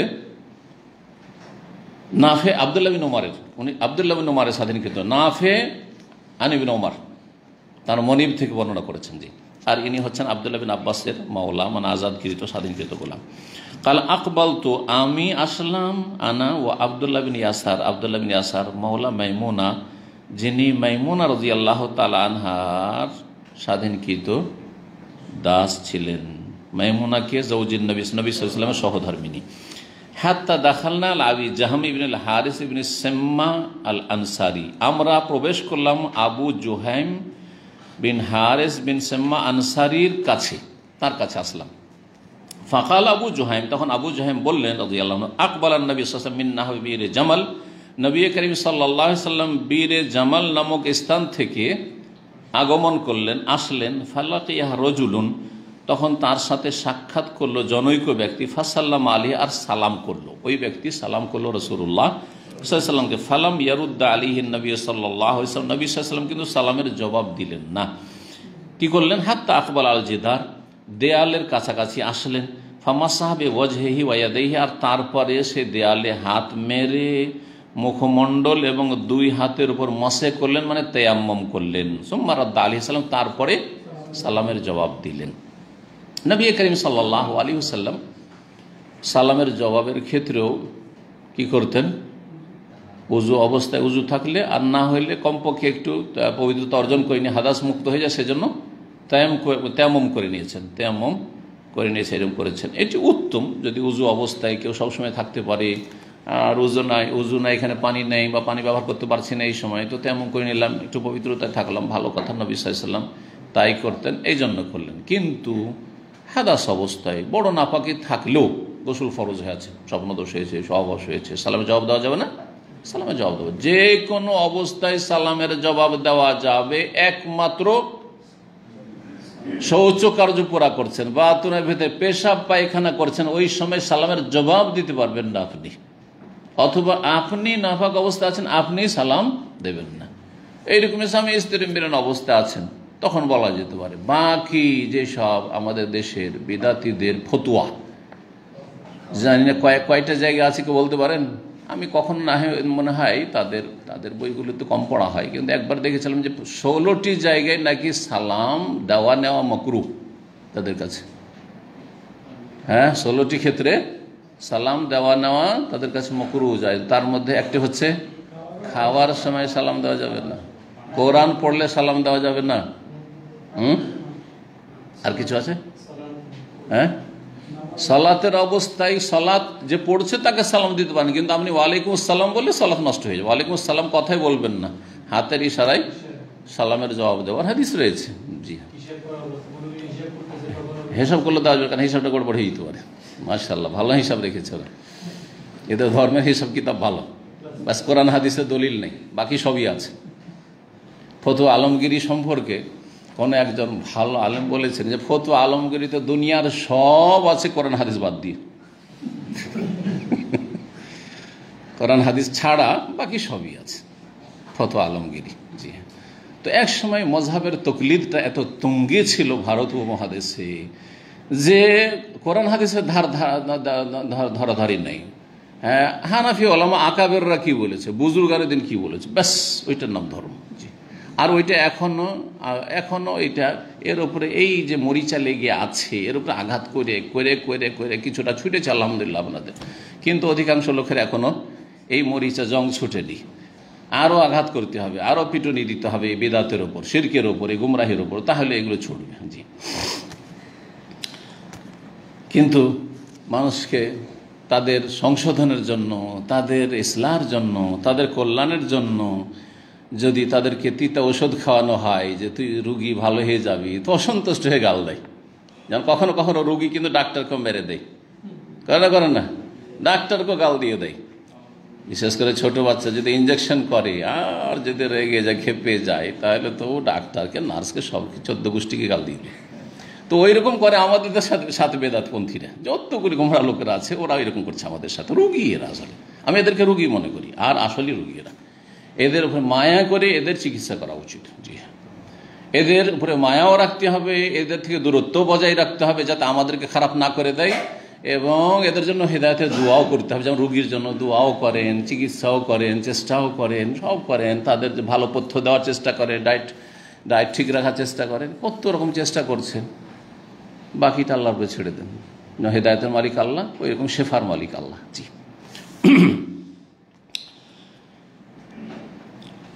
এই হাদিস আবু জুহাইম রাদিয়াল্লাহু তাআলা আনহু। এখানে একটি কথা গুরুত্বপূর্ণ বলে দেওয়া ভালো হবে তায়াম্মুমের বিষয়ে। তা হচ্ছে তায়াম্মুম সম্পর্কে দুটো হাদিস সহিহ। একটির বর্ণনাকারী আবু জুহাইম রাদিয়াল্লাহু তাআলা আনহু, এই হাদিস সহিহ বুখারী 337 নম্বর হাদিস। আর আরেকটি হাদিস যেটি বারবার করে আসছে আর সামনেও আসবে, সেটি হচ্ছে আম্মার বিন ইয়াসির রাদিয়াল্লাহু তাআলা আনহু থেকে বর্ণিত হাদিস। তার যে ঘটনা ঘটেছিল ওমর রাদিয়াল্লাহু তাআলা আনহুর সাথে, একই সাথে দুইজন সফরে ছিলেন আর দুইজনের স্বপ্নদোষ হয়ে যায়, আর তারপরে পানি ছিল না, তখন তারা কি করেছিলেন? দুইজন না, একজন। আম্মার রাদিয়াল্লাহু তাআলা আনহু মাটিতে গড়াগড়ি করেছিলেন, হ্যাঁ, ঘোড়ার মতো করে দিলেন গর্জ, হ্যাঁ, যে গোসল করতে হয়, আর গোসলের বিকল্প যেহেতু, সুতরাং ভাবছেন যে এখানে শুধু এই তেমন করে হয়, একটু হাতে আর মুখে দিয়ে হয়, গোটা শরীরটাকে ধুলোতে কি করে গড়াইতে হবে, এই গোড় দিয়েছিলেন, গড়াগড়ি করেছিলেন। ওমর রাদিয়াল্লাহু বলছেন না, আমি পরে নামাজ পড়বো। দুইজনে আসলেন দুই রকম আমল করেন নবী সাল্লাল্লাহু আলাইহি সাল্লামের কাছে। তখন দুইজনকে বললেন যে দেখো, তোমাদের জন্য যথেষ্ট ছিল যে একবার মাটিতে হাত মারতে, আর তারও মুখমণ্ডলে মাসাই করতে, আর হাতে মাসাই করতে, এইটাই বড় নাপাকি দূর করার জন্য যথেষ্ট, যেমন ছোট নাপাকি দূর করার জন্য যথেষ্ট। সেই হাদিস। তাহলে তায়াম্মুমের মর্মে দুটো হাদিস, আবু জুহাইমের হাদিস রাদিয়াল্লাহু আনহু আর আম্মার বিন ইয়াসির হাদিস, এই দুটো সহিহ। বাকি যত হাদিস রয়েছে, যে হাদিসগুলিতে রয়েছে তায়াম্মুমের ক্ষেত্রে দুটো মাসলা ইখতিলাফ রয়েছে, গুরুত্বপূর্ণ ইখতিলাফ, যেটা সামনে একটা আসছে অধ্যায়। এটা তায়াম্মুমের জন্য একবার মারবেন না দুইবার, একবার মারবেন না দুইবার, এই বিষয়ে ইখতিলাফ রয়েছে। অধিকাংশ উলামা মুহাদ্দিসিন এবং মালিকি মাযহাব আর হানাবেলাদের মাযহাব আর আহলুল হাদিস সালাফিরা সবাই বলছে যে তায়াম্মুমের জন্য দরবাতুন ওয়াহিদা, একবার মারতে হবে, একবার মারতে হবে। আর একবার মেরে কি করতে হবে, চেহারা আর হাতের উপর মাসে করতে হবে, হাতের কবজি পর্যন্ত, হাতের কবজি পর্যন্ত। তাহলে এখানে দুটো দিক, একটা হচ্ছে কয়বার মারতে হবে, একবার, এটা সঠিক, বোঝা গেছে। আর কত দূর পর্যন্ত করতে হবে, হাতের কবজি পর্যন্ত, এইটা সঠিক, সহিহ হাদিসের ভিত্তিতে মাসালা। পক্ষান্তর আরেকটি মত হচ্ছে হানাফি মত আর শাফি মত। এখানে হানাফি মযহাব আর শাফি মযহাব এক হয়ে গেছে কিন্তু, এটা এই জন্য আরো বলছি, কারণ আমাদের আহলে হাদিসদেরকে অনেকে শাফি বলে, আর শাফিটাও শুদ্ধ করে বলতে পারে না, সাইফি বলে, হানফি আর সাইফি। রাজশাহী চাপাই দিয়ে গেলে শুনবেন, এটা আমরা বাপদাদা থেকে এটা শুনেছি, শুনেছেন না? এটা আছে আপনাদের অঞ্চলে, হানফি সাইফি, মানে আহলে হাদিস নামটা খুব কমই জানে, ও হানফি সাইফি। তো হানফি শাফি নয়, আসলে অনেক মাসাইলে হানাফি শাফি মযহাব একসাথে, আবার অনেকটাতে চলে গেছে, কথা বোঝা গেছে। তো আমাদেরকে সবগুলি সমাধানে কোথায় যেতে হবে, কোরআন এবং সুন্নাহর কাছে, সহিহ সুন্নাহ সহিহ হাদিস দ্বারা কি প্রমাণিত। তো এখানে শাফি মযহাব আর হানাফি মযহাব হচ্ছে যে আত-তায়াম্মুম দারবাতান, মারতে হবে কয়বার, দুইবার মারতে হবে। একবার মেরে কি করতে হবে, মুখমণ্ডল, আর একবার মেরে হাত, দুইবার হয়ে গেল। কত দূর পর্যন্ত বলছে যে এইখান পর্যন্ত, মিরফাকাইন, কারণ এটা হচ্ছে উজুর বিকল্প, আর উজুতে যেহেতু এখান থেকে ধুইতে হয়, সুতরাং এইখান পর্যন্ত মাসে করতে হবে। তাহলে এই তায়াম্মুমের ক্ষেত্রে এই দুটো ফতোয়াই ভুল, একটা হচ্ছে একবার মারাটা সহি আর দুইবার মারাটা ভুল, সহি নয়, যায়িফ হাদিস, জি দুর্বল, অত্যন্ত দুর্বল হাদিস। বলছি সে হাদিসটি কোথায় আছে। আর আরেকটি হচ্ছে যে এই মিরফাক পর্যন্ত, কনুই পর্যন্ত, সেই হাদিস অত্যন্ত যায়িফ, সেটা ঠিক নয়, বরং সেটা হচ্ছে ইয়াদাইন, এই কাফ পর্যন্ত, কাফ এতটুকু, কাফুন এতটুকু, জি এই পর্যন্ত। তো আশা করি এই দুটি মশলা জেনে রাখবেন, যাতে করে আপনি যখন দেশে ফিরে যাবেন, ভারত, বাংলাদেশ, পাকিস্তানের মানুষকে দেখবেন, তখন দুইবার করে তারা মারবে, এটা ভুল। আর এই আপনার কনুই পর্যন্ত মাসে করবে, সেটা ভুল। এই মর্মে তারা যে দলিল পেশ করে সেটি আব্দুল্লাহ বিন উমর রাদিয়াল্লাহু তাআলা আনহুমা থেকে বর্ণিত, হাদিসটি তাবারানিতে আছে আর মুস্তাদরাক হাকিমে আছে। হাদিসটি অত্যন্ত দুর্বল। তার বর্ণনাকারী সাহাবী যে রয়েছেন আব্দুল্লাহ বিন উমর, আব্দুল্লাহ বিন উমর রাদিয়াল্লাহু তাআলা আনহু, আব্দুল্লাহ বিন উমর রাদিয়াল্লাহু তাআলা আনহু থেকে মওকুফ বর্ণিত আছে আর মারফু বর্ণিত। মারফু হচ্ছে অত্যন্ত যায়িফ।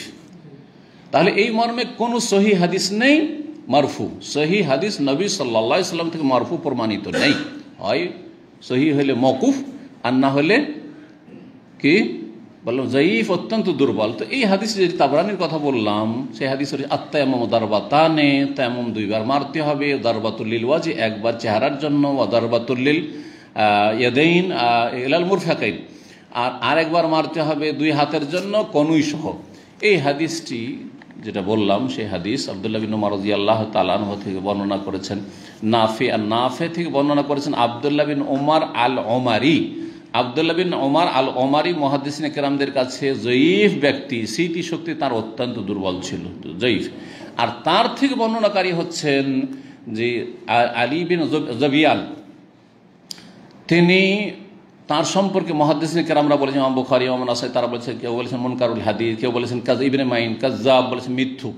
তার মানে যেই ব্যক্তি মুনকারুল হাদিস, এই ব্যক্তি আপনার কি বলছে, যাকে মিথ্যুক বলা হয়েছে, এই ধরনের যারা অত্যন্ত দুর্বল, তাদের ইমানের ক্ষেত্রেও দুর্বল, স্মৃতিশক্তি দুর্বল নাই, তাদের হাদিস হচ্ছে অত্যন্ত দুর্বল, কমপক্ষে না হইলে একেবারে মওজুর কাছাকাছি চলে যাবে। সুতরাং এই মর্মে যে হাদিস তায়াম্মুম দুইবার মারার ক্ষেত্রে যা তারা দলিলে পেশ করে, সেই হাদিস সহি নয়, রয়েছে তাবরানিতে, রয়েছে মুস্তাদরাক হাকিমে, কুতুবুস সিত্তাতে নেই, বুখারীতে নেই, মুসলিমও নেই, আবু দাউদে নেই, নাসাইতে নেই, ইবনে মাজাহতেও নেই, জি তিরমিজিতে নেই। তারপরের অধ্যায়ে বলছেন বাবুল মুতায়াম্মিম হাল ইয়ানফুখু ফীহিমা। ইমাম বুখারী বলছেন যে তায়াম্মুমকারী ব্যক্তি কি মাটিতে হাত মারার পরে তাতে ফুঁক দেবে কি না, প্রশ্ন, উত্তর হাদিসে আছে। হাদিসে ফুঁক দেওয়ার কথা আছে, কখনো এসেছে, ফুঁক দেওয়ার কথা কখনো আসেনি। ফুঁক দেবেন কখন? যখন দেখবেন যে ধুলো লেগে আছে। সেটা যদি সরাসরি চেহারাতে লাগাই তো ধুলো লাগবে, যেটাতে অনেকের অ্যালার্জি আছে। আর এমনিও ধুলো লাগানো তো সত্য নেই, এটা হচ্ছে ইবাদত। আসলে জরুরি নয় যে ধুলোগুলো উঠিয়ে আপনাকে চেহারাতে লাগাইতে হয়, এমন কথা নয় কিন্তু। সুতরাং ধুলো ঝাড়ার জন্য বা হালকা করার জন্য ফুঁক দেওয়া মুস্তাহাব যদি ধুলো থাকে। আর যদি ধুলো না থাকে তো ফুঁক না দিলেও কোনো অসুবিধা নেই বা কোনো প্রয়োজন নেই ফুঁক দেওয়ার। 338 নম্বর হাদিস। সাঈদ ইবনে আব্দুর রহমান ইবনে আবজা বর্ণনা করছেন তার পিতা নাবি, তার পিতা আব্দুর রহমান ইবনে আবজা থেকে। তিনি বলছেন, যা রাজুল ইলা উমর ইবনে খাত্তাব, জনৈক ব্যক্তি উমর ইবনে খাত্তাব রাদিয়াল্লাহু তার কাছে আসলো। ফাকাল, এসে বলল, ইন্নী আজনাবতু, আমি জুনবি হয়ে গেছি, মানে গোসল ফরজ হয়ে গেছে, স্বপ্নদোষ হয়েছে। ফালাম ওসিবিল মা, কিন্তু পানি পাই না, পানি নেই। ফাকাল আম্মার ইবনে ইয়াসির লি উমর ইবনে খাত্তাব, আম্মার ইবনে ইয়াসির রাদিয়াল্লাহু তাআলা উমর ইবনে খাত্তাব রাদিয়াল্লাহু তাআলা আনহুকে বলছেন, আমা তাযকুর, আপনার কি স্মরণ নেই? এই ঘটনা স্মরণ করছেন। ঘটনা আসলে কি? উমর রাদিয়াল্লাহু তাআলা আনহু মনে করতেন যে তায়াম্মুম শুধু ছোট নাপাকি দূর করার জন্য। তায়াম্মুমের বিধান হচ্ছে ছোট নাপাকির জন্য, বড় নাপাকির জন্য নয়। সেই জন্য তিনি বলছেন যে না, তোমার জন্য তেমন চলবে না, তোমার গোসল ফরজ হয়ে আছে।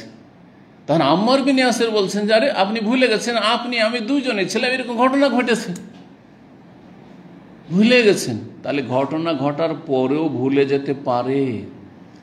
অনেকে বলে না আপনার সাথে তো এরকমটা হয়েছে, আপনার মনে নাই। মনে নাও থাকতে পারে। আর উমর রাদিয়াল্লাহু তাআলা মনে নাই, এত বড় একটা ঘটনা। জি, তখন তাকে স্মরণ করে। হাদিসটা আসলে সংক্ষেপ করে দিয়েছে, এই জন্য বুঝাইলাম। যখন উমর ইবনে খাত্তাব রাদিয়াল্লাহু তাআলা বলছেন যে না না, জুনবি গোসল ফরজ আছে, তোমার তেমন চলবে, আমার তাজ করো। তখন আম্মার বলছেন যে আপনার কি স্মরণ নাই, ইন্না কুন্না ফি সাফারিন বা আন্না কুন্না ফি সাফারিন, আমরা সফরে ছিলাম, আনা ও আনতা, আমি এবং আপনি। আম্মা আনতা ফালাম তুসাল্লি, আপনি বললেন যে না আমার গোসল ফরজ হয়ে গেছে, স্বপ্নদোষ হয়েছে, আমি সালাত পড়বো না। সালাত পড়লেন না, সূর্য উঠে গেলেন। ও আম্মা আনা, আমি কি করলাম, ফাতাম্মা আকতু ফাসাল্লাইতু, আমি গড়াগড়ি করলাম, ধুলোতে মাটিতে গোড়াগড়ি করলাম। ফাসাল্লু, তারপর সালাত আদায় করে নিলাম। ফাযাকারতু যালিকা নবী সাল্লাল্লাহু আলাইহি ওয়াসাল্লাম, তারপরে এই ঘটনাটি নবী সাল্লাল্লাহু আলাইহি ওয়াসাল্লামের কাছে পেশ করলাম, বর্ণনা করলাম। ফাকালা নবী সাল্লাল্লাহু আলাইহি ওয়াসাল্লাম, নবী সাল্লাল্লাহু বললেন, ইন্নামা কানা ইয়াকফিকা হাকাযা, তোমার জন্য যথেষ্ট এইরকমটা করা, এইরকম করা যথেষ্ট। তারপরে এইরকমটা করে কি বললেন, ওয়াদারাবান নবী বিকাফফাহিল আরদা, দুই হাত, কাফফুন এতটুকু, হাতের তলা, কাফফুন মানে হাতের তলা, এই হাতের তলা মারলেন মাটিতে, দুই হাত, দুই হাতের তলা মারলেন জমিনে। ওয়া নাফাখা ফীহিমা, তারপরে দুটোতে ফুঁক দিলেন। সুম্মা মাসাহা বিহিমা ওয়াজহাহু ওয়া কাফায়, তারপরে দুটো দিয়ে মাসে করলেন বা দুটো ফিরিয়ে, দুই হাত ফিরিয়ে নিলেন চেহারার ওপর এবং দুই হাতের ওপর, চেহারার ওপর এবং দুই হাত। এখানে কাফ এসছে, ইয়াদ বললে এখানে বলতে পারতেন ইয়াদ এখান পর্যন্ত, এটাও হাত আর এটাও হাত, এটাও হাত, তাই না? কিন্তু এখানে কাফফুন এসছে, তার মানে এতটুকুতে মাসাই করেছেন। কি করেছেন? রাসূলুল্লাহ সাল্লাল্লাহু আলাইহি সাল্লাম এই মারলেন, তারপরে ফুঁক দিলেন, আর ফুঁক দেওয়ার পরে চেহারাতে হাত ফিরালেন, আর তারপরে ডান হাত দিয়ে বাম হাত, না বাম হাত দিয়ে ডান, আগে প্রথম ডান আর তারপরে তখন বাম, এই করলেন। এই ছিল হাদিস। তাহলে তেমনকারী ব্যক্তি কি করবে? ফুঁক দেবে।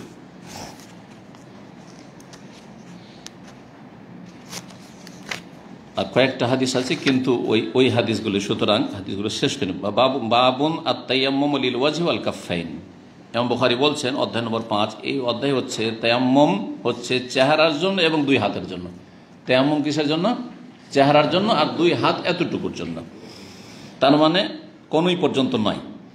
আর হাদিস ওই আগের হাদিসটি এসে আব্দুর রহমান ইবনে আবজার হাদিসটি এসেছে, কালা আম্মার বিহাদা ও দারাবা শোবাত বিহাদাইল আরদা, শোবা বর্ণনাকারী যে ইমাম বুখারী ওস্তাদের ওস্তাদ, তিনি দুই হাত মারলেন জমিনে, সুম্মা আদনামান ফিহে, মুখের কাছে নিয়ে আসলেন, সুম্মা মাসাহা বিহিমা, তারপরে সেই দুটো দিয়ে মাসে করলেন চেহারার ওপর এবং দুই হাতের ওপর। তারপরের হাদিসে ওই হাদিসটাই নিয়ে আসছে, একটাতে আম দিয়ে আছে আর একটাতে সামেত দিয়ে আছে। তো এখানে সনদের বর্ণনার জন্য কয়েকটি একই বিষয়ের সনদ নিয়ে এসেছেন একটু পার্থক্যের সাথে। সামেত জাররান, আমি যারকে বলতে শুনেছি তিনি ইবনে আব্দুর রহমান ইবনে আবজাতে বর্ণনা করছেন। হাকাম ওয়াকাদ সামিআতু মিন ইবনে আব্দুর রহমান আন আবিহি কাল আম্মার ওযুউল মুসলিম ইয়াকফিহি মিনাল মা, মুসলিমের ওযু হচ্ছে এই তায়াম্মুম, ইয়াকফিহি মিনাল, পানির পক্ষ থেকে বিকল্প হিসাবে যথেষ্ট। পানি নেই বা পানি ব্যবহার করতে পারছেন না, তো মুসলিমের ওযু হচ্ছে এই তায়াম্মুম করা বা মাটি হচ্ছে পানির বিকল্প। 340 নম্বর হাদিসে সেই হাদিসটাই, আন্নাহু শাহেদা ওমারা ইবনে আব্দুর রহমান ইবনে আবজা বর্ণনা করেছেন তার পিতা আব্দুর রহমান আবজা থেকে, তিনি ওমর রাদিয়াল্লাহু তাআলার কাছে উপস্থিত ছিলেন। ওয়াকালাহু আম্মার কুন্না ফিস সারিয়াতিন, আমরা একটি অভিযানে ছিলাম। যেই যুদ্ধে নবী সাল্লাল্লাহু আলাইহি ওয়াসাল্লাম যেতেন না, শুধু সাহাবারা যেতেন, ওটাকে সারিয়া বলা হতো, বাংলায় অভিযান বলে আমরা ব্যক্ত করে থাকি, বা যারা সিরাতে লিখেছেন অভিযান। আর নবী সাল্লাল্লাহু আলাইহি ওয়াসাল্লাম সশরীরে যাতে উপস্থিত থেকেছেন সেটাকে গাজওয়া বলা হয়, গাজওয়া। ফাজনাবনা, আমরা জুনবি হয়ে গেছিলাম, মানে গোসল ফরজ হয়ে গেছিল স্বপ্নতে। ওয়াকালা তাফালা ফিহেমা, মাটিতে মেরে তাতে ফু দিয়েছিলেন, তাফালা মানে ফু দিয়েছিলেন, এখানে নাফাখা ফিহেমা। 341 নম্বর হাদিস ওইটাই, একটু পার্থক্যের সাথে বলছেন। আম্মার বললেন ওমারকে, তামা আক্তু, আমি গড়াগড়ি করেছিলাম। ফাআতাইতুন নবী, তারপর নবী সাল্লাল্লাহু আলাইহি ওয়াসাল্লামের কাছে আসলাম। ফাকালা, বলেন ইয়াকফিকাল ওয়াজহু আল কাফফান, তোমার জন্য চেহারা আর 2 হাত যথেষ্ট, গোটা শরীরকে তুমি ধুলোতে গড়াগড়ি কেন করলে? 342 নম্বর হাদিস বলছেন আব্দুর রহমান কালা শাহিদতু উমর, আমি ওমর রাদিয়াল্লাহু কাছে উপস্থিত ছিলাম। কালা আলাহু আম্মার, ওই সাকাল হাদিস, আগের হাদিসটা বর্ণনা করলেন। 343 নম্বর হাদিস জার ইবনে আব্দুর রহমান ইবনে আবজা থেকে বর্ণনা করছেন, আর ইবনে আব্দুর রহমান ইবনে আবজা তিনি বর্ণনা করেছেন তার পিতা আব্দুর রহমান আবজা থেকে। কালা আম্মার বলেন ফাদারাবান নবী সাল্লাল্লাহু আলাইহি বিয়াদিহিল আরদা, নবী সাল্লাল্লাহু আলাইহি ওয়াসাল্লাম নিজের হাত মারলেন জমিনে। মাসাহ ওয়াজহাহু ওয়া কাফাইহি, তারপরে মুখমণ্ডল এবং 2 হাতের মাসে করলেন। এখানে আজকের আলোচনা শেষ হলো। আল্লাহ রাব্বুল আলামিনের কাছে দোয়া করি, আল্লাহ রাব্বুল আমাদের ইলমে যেন বরকত দান করেন, আমলে বরকত দান করেন, দিন দুনিয়ার সমস্ত নিয়ামতে আল্লাহ যেন বরকত দান করেন, এবং যেসব ভাই বোনেরা দিন শিখছেন, বিশেষ করে সরাসরি হোক বা অনলাইনে হোক, আল্লাহ সবার যেন কল্যাণ করেন দুনিয়া আখিরাতের, এবং সবার দিন দুনিয়ার সমস্ত কিছুতে আল্লাহ যেন বরকত দান করেন, নেক হায়াত দান করেন। আল্লাহ রাব্বুল ছেলে মেয়েদের ভালো তরবিয়তের তৌফিক দান করেন, এবং আল্লাহর সমস্ত অনিষ্ট থেকে হেফাজতে রাখেন। ওয়া সাল্লাল্লাহু আলা নবিয়িনা মুহাম্মদ ওয়া আলা আলিহি ওয়া সাহবিহি আজমাইন।